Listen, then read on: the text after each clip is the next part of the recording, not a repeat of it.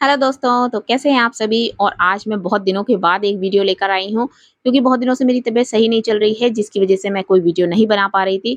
तो आज मैं आप लोगों के लिए कुछ मज़ेदार सी टिप्स एंड ट्रिक्स लेकर आ चुकी हूँ। आई होप ये वीडियो भी आप लोगों को पसंद आए और इसको भी आप बहुत ढेर सारा प्यार दें। तो चलिए दोस्तों, फिर बिना देरी किए हुए आज की वीडियो को स्टार्ट करते हैं। और अगर कोई भी टिप्स आप लोगों को पसंद आए तो प्लीज़ वीडियो को एक लाइक दीजिएगा, चैनल को सब्सक्राइब कीजिएगा। तो चलिए दोस्तों, देख लेते हैं आज की हमारी पहली ट्रिक क्या है। तो दोस्तों, हम लोगों के घरों में बहुत सारी चीज़ें ऐसी होती हैं, जब हम उन्हें लेकर आते हैं तो उनमें स्टिकर्स लगे रहते हैं।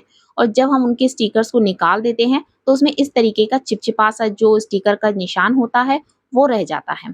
इसको बहुत धुलने के बाद भी ये साफ नहीं होता है। तो या तो हम इसे तार वाले जूने से रगड़ें, और बहुत ज़्यादा रगड़ने पर ही ये निकलता है।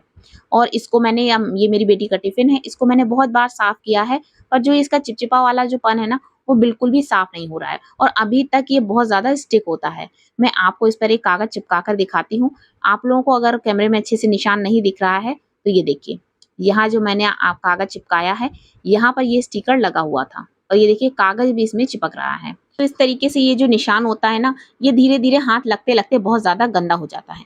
तो अब हम इसे बहुत ही मिनटों में आसानी से साफ कर सकते हैं। तो इसके लिए आपको लेनी है वैसलीन, जो हम अपने स्किन के लिए इस्तेमाल करते हैं ना, उस वैसलीन को आपको लेना है और इस स्टिकर वाले निशान पर आप लगा दीजिए। और इसको लगाने के बाद आपको बस इसको इस तरीके से रगड़ना नहीं है। कोई भी जूना वगैरह किसी भी चीज़ का, कोई भी नुकीला धारदार चीज़ का आपको इस्तेमाल नहीं करना है। बस हल्का-सा आपको इसी तरीके से रगड़ना है और उसके बाद आप इसका जादू देखिए, ये कितनी ही आसानी से साफ हो जाएगा। मतलब मुझे तो ये बहुत बड़ी झंझट लग रही थी कि ये पता नहीं कब साफ होगा, क्योंकि बेटी जब भी स्कूल ले जाती है ना ये टिफ़िन, तो वो हमेशा आके कहती है कि मम्मा इसका पीछे से स्टिकर साफ करो ना, ये बहुत ही ज़्यादा स्टिकी होता है। तो देखिए, आज मैंने इसको एकदम साफ कर ही दिया है।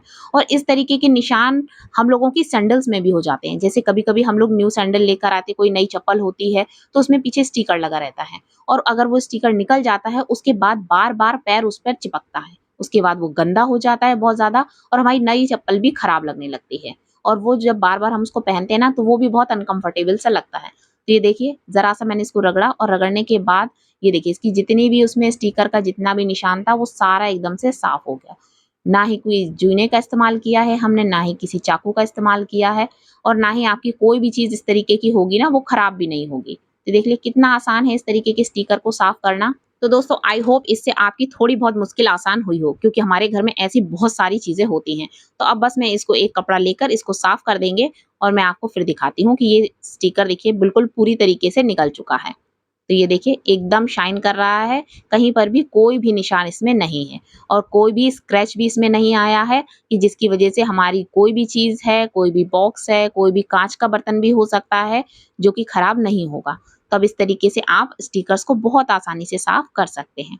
तो दोस्तों, ट्रिक कैसी लगी? पसंद आई हो तो प्लीज़ वीडियो को एक लाइक देना बिल्कुल मत भूलिएगा और मुझे कमेंट करके भी बताइएगा। तो चलिए दोस्तों, देख लेते हैं हमारी अगली ट्रिक। तो दोस्तों, अभी बारिश का मौसम चल रहा है और इस मौसम में ना जो मसाले होते हैं वो बहुत ही ज़्यादा जल्दी खराब हो जाते हैं। उनमें फंगस लग जाती है, स्पेशली धनिया और लाल मिर्च में ऐसा अक्सर होता है। और जो हल्दी होती है उसमें भी कुछ कीड़े वगैरह पड़ ही जाते हैं। वैसे तो हल्दी एंटीसेप्टिक होती है, पर अपने आप को ही नहीं बचा पाती है ये। तो दोस्तों, अगर इस तरीके के मसाले आपके घरों में भी खराब हो रहे हों, तो सबसे पहली बात तो जब भी आप मसालों का इस्तेमाल करें, उनको चलाएँ ज़रूर। जब भी आप डिब्बे में से कोई भी मसाला लें, तो उसको चम्मच से लेकर उसको 1-2 बार इस तरीके से अंदर-बाहर, ऊपर-नीचे आप इसको कर दीजिए। जिससे क्या होता है, मसालों में हवा लग जाती है, जिसकी वजह से उनमें कीड़े नहीं पड़ते हैं और खराब नहीं होती। और अगर इसी तरीके से डिब्बे बंद रखे रहते हैं, उसके बाद आप जब कुछ दिन बाद देखते हैं ना, तो उनमें कीड़े पड़ जाते हैं। तो इसमें कीड़े ना पड़ें, इसके लिए आप ले लीजिए नमक। अगर आपके पास खड़ा नमक है, तो बहुत अच्छी बात है, आप उन मसालों में खड़ा नमक डाल दीजिए। और अगर आपके पास खड़ा नमक नहीं है, तो आप आधा चम्मच के करीब, जितना आपका मसाला है उसके हिसाब से आप उसमें थोड़ा-थोड़ा नमक डाल दीजिए।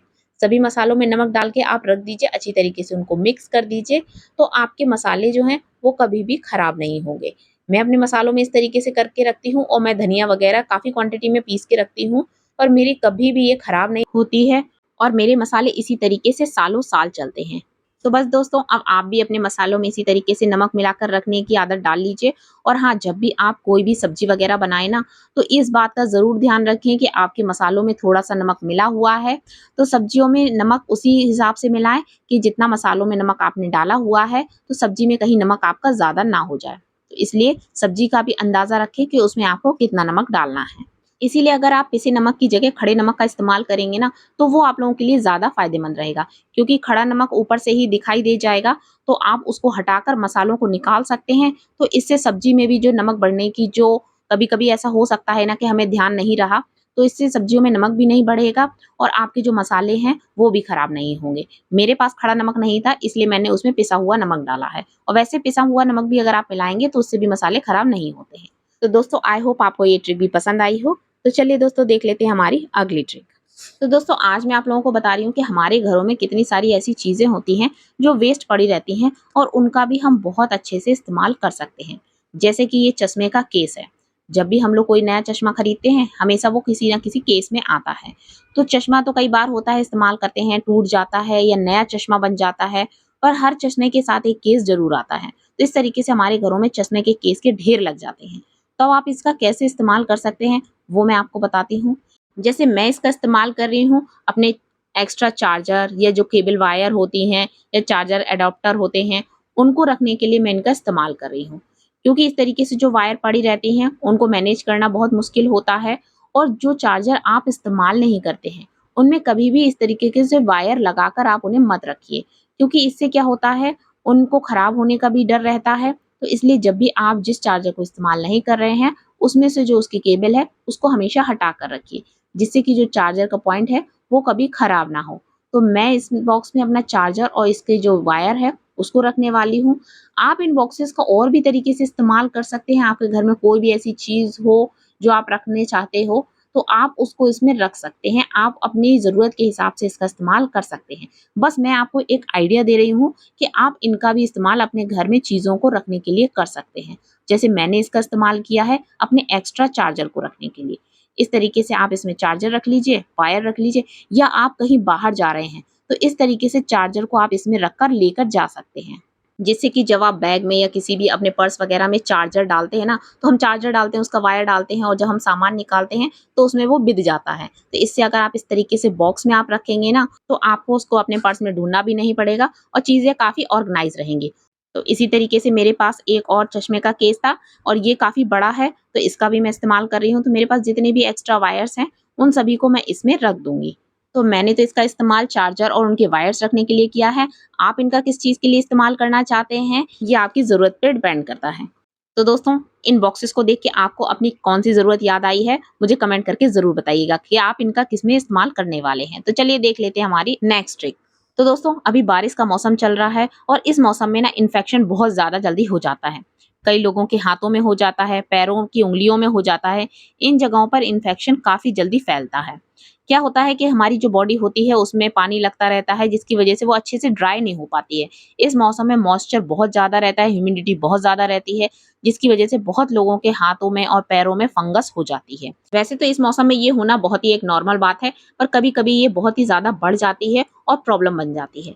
पर इसके लिए भी मैं आज आप लोगों को एक बहुत ही आसान सा सॉल्यूशन बताने वाली हूँ। मैंने अपने घर में इसको शुरू से ही देखा है, मेरी मम्मी वगैरह इसी को ऐसे ही ट्राई करती थी, तो आज वही चीज़ मैं आपको बताने वाली हूँ। इसके लिए हमें लेना है हल्दी, तो क्योंकि हल्दी एंटीसेप्टिक होती है, कोई भी आपको इन्फेक्शन वगैरह हो, उससे आपको बचाती है, तो इसमें हमें हल्दी का इस्तेमाल करना है। तो हमें इसका किस तरीके से इस्तेमाल करना है, वो मैं आपको बताती हूँ। एक कोई भी बर्तन ले लीजिए और उसमें आपको निकालनी है हल्दी। और अक्सर अपने घरों में ना मैं एक आपको बात बताना चाहती हूँ कि आपके घरों में जैसे जो मसाले वाली जो हल्दी आती है, मोस्टली लोग उसी से इस्तेमाल करते हैं। पर मैं इस तरीके से हल्दी को ना एक डिब्बी में भर के पहले से ही निकाल लेती हूँ। जिससे कभी मुझे किसी मेडिसिन वगैरह में इसकी ज़रूरत पड़े ना, तो मैं इससे इस्तेमाल करूँ। क्योंकि हो सकता है कई बार हमारे मसाले वगैरह में उसके हाथ लग जाए या कोई मिर्च वगैरह का हाथ लग जाए, तो वो हमें फ़ायदा करने की जगह नुकसान ही कर सकता है। तो मैंने हल्दी निकाली, पहले मेरी थोड़ी ज़्यादा निकल आई थी, तो इसलिए मैंने उसको थोड़ा कम कर लिया है। अब इस हल्दी में हमें सिर्फ़ एक और चीज़ मिलानी है, वो है सरसों का तेल। तो सरसों का तेल को मैंने हल्का-सा गुनगुना कर लिया है और गुनगुना तेल करके हम इसको अच्छी तरीके से हल्दी में मिक्स कर लेंगे। हमें इसमें पानी वगैरह कुछ भी मिलाना नहीं है, केवल हल्दी और तेल। बस इसी दोनों चीज़ों को आप अपने जहाँ पर भी फंगस हुआ है, आपके पैर की उँगलियों में या हाथ की उँगलियों में, आप इसको लगा लीजिए और आप फिर इसका फ़ायदा देखिए। अगर आपके बहुत ज़्यादा फंगस है, आप इसको 1-2 बार करिए और इससे आपको बहुत ही ज़्यादा फ़ायदा मिलेगा। तेल ज़्यादा ठंडा नहीं होना चाहिए, एकदम थोड़ा गरम-सा मतलब इतना होना चाहिए कि जितना आप उसको सह सकते हो। मतलब हल्का गुनगुना हो, थोड़ा तेज़ गुनगुना हो जिससे आप उसको लगाएँ तो आपके हाथों में जले नहीं और आप इसको फिर अपनी जहाँ पर भी फंगस है उसमें इस तरीके से आप लगा लीजिए। तो आपके हाथ की उंगलियों या पैरों की उंगलियों में आपको बहुत ही जल्द इसका फ़ायदा दिखने लगेगा। तो मैं अभी आपको सिर्फ़ लगाकर दिखा रही हूँ क्योंकि मुझे अभी इस तरीके से कोई भी फंगस वग़ैरह नहीं है, तो मैं आपको बस बता रही हूँ कि आप इस तरीके से उंगलियों में लगाएँ। जो बीच वाला हिस्सा होता है ना वहाँ पर और थोड़ा उसमें ऊपर की तरफ कि जिससे जहाँ-जहाँ क्योंकि मोस्टली रेडनेस जो होती है ना, वो फंगस वो यहीं पर होती है। क्योंकि यहाँ पर जो पानी रह जाता है वो अच्छे से सूखता नहीं है और जिसकी वज़ह से उंगलियों में इन्फेक्शन हो जाता है। तो दोस्तों आज के लिए बस इतना ही। आज का वीडियो आप लोगों को कैसा लगा मुझे कमेंट करके ज़रूर बताइएगा। आज की कोई भी टिप अगर आप लोगों के लिए यूज़फुल हो तो वीडियो को एक लाइक देना बिल्कुल मत भूलिएगा और अगर चैनल पर नए हैं तो चैनल को सब्सक्राइब कीजिएगा। तो चलिए जल्द ही मिलते हैं एक और नए वीडियो के साथ। तब तक के लिए bye bye and take care.